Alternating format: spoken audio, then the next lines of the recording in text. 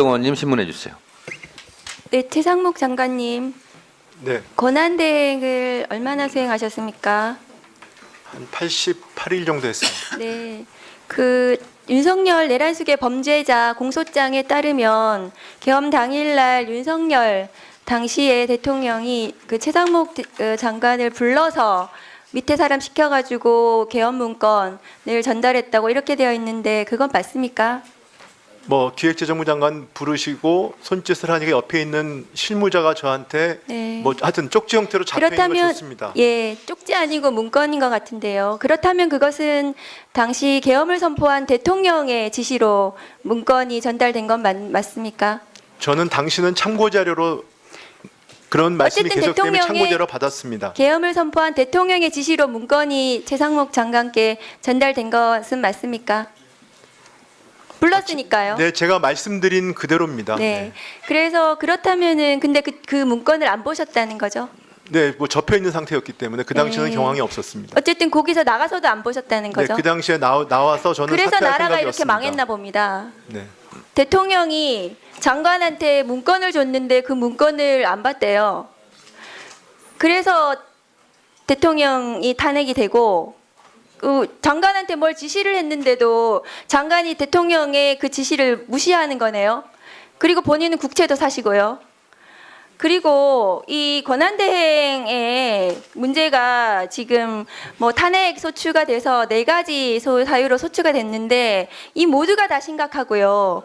그리고 한덕수 또 권한대행의 문제도 굉장히 심각합니다.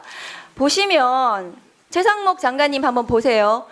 화면 좀 올려주십시오. 어제 충격적인 보도가 났거든요. 한덕수 지금 권한대행이죠. 지금 보니까 이재명 대통령 막는 게 사명이다. 이재명 전 더불어민주당 대표 대선 승리 상황이 우려된다. 이렇게 표명을 했다고 해요. 한덕수 총리가 본인의 불출마 기사를 보고 사실이 아니라면서 이렇게 발언을 했다고 보도가 났습니다. 이 단독 보도는 아마 사실이니까 보도를 했겠죠. 그런데 이런 사람이 대통령 선거를 지금 관리한다고 합니다. 대행을 해보셨으니까 아실 것 같은데 맞습니까? 관리하는 게 맞습니까? 뭐 제가 판단에 위치하지 않고 저 보도는 아마 사실이 아닐 거로 생각합니다. 사실이 아닌지 사실인지 모르겠지만 이런 말 했으면 이 사람 선거 관리하면 안 되는 거거든요. 이런 사람이 지금 헌법재판관을 또 지명을 해가지고 대통령도 아니면서 저기서 앉아있는 이완규 법제처장을 본인이 지명해놓고 오늘 또 보니까 헌법재판소에 지명이 아니랍니다. 발표만 했지. 이완규 법제처장 인사검증 뭐 자료 내고 했다고 하는데 지금 알려드립니다. 지명 아니라고 합니다. 잘 아세요. 이런 사람 대통령을 선거 관리해야 될지 모르겠습니다. 노무현 전 대통령이 청와대 오찬에서 발언한 거 가지고 탄핵 소추가 됐었습니다. 한덕수 대행이 지금 탄핵 소추 사유 하나씩 쌓아가면서 지금 대행을 하고 있는데 장관님 알고 계십니까? 한덕수 대행의 이런 행태 어떻게 생각하시냐고요? 제가 대행에 뭐에 대해서 평가를 하는 건 맞지 않다고 생각합니다. 본인도 출마 의사 있으세요? 저는 없습니다. 김선택 교수님 잠깐만 나와주시겠습니까?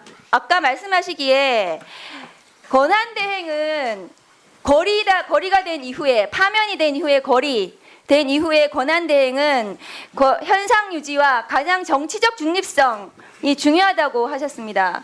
그런데 한덕수 권한대행이 지금 선거 관리를 업무를 맡았는데 특정 대통령 후보의 출마를 막는 것이 자기의 목표인 것처럼 이렇게 말하는 사람 선거 관리로 적합하다고 생각하십니까? 네, 대통령이 고려된 이후의 정부는 과도적인 관리 내각에 불과합니다. 그래서 차기 정부의 권한을 선취해서 잠탈한다거나 그다음에 우리나라는 이제 대통령 승계제도가 없기 때문에 바로 대통령 선거를 해야 되고 공정한 선거 관리가 핵심적인 업무입니다. 그렇기 때문에 초라도 이 공정성의 의심을 받을 만한 행동이나 말을 절대 해서는 안 됩니다.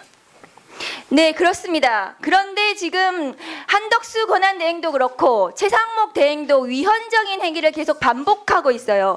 그래서 본인이 탄핵 소추된 것입니다. 교수님 들어가셔야 됩니다.